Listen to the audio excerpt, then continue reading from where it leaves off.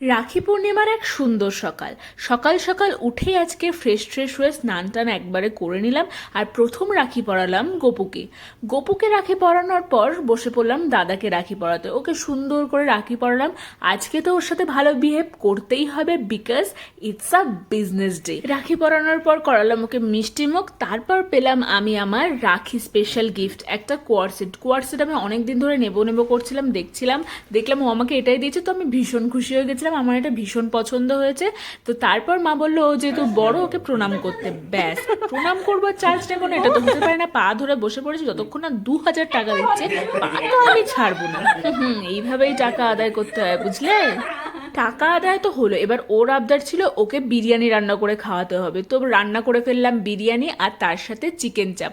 বিরিয়ানিটাও আমার হাতে খেতে বেশ পছন্দই করে, তো ওর জন্যই বানিয়েছিলাম স্পেশালি বিরিয়ানি আর চিকেন চাপ। দুটো খেতে কিন্তু দারুণ হয়েছিল, আর কম্বিনেশনটা জাস্ট ফাটাফাটি। এটা নিয়ে আর কী বা বলবো। দেখা হচ্ছে নেক্সট ভিডিওতে। Bye bye.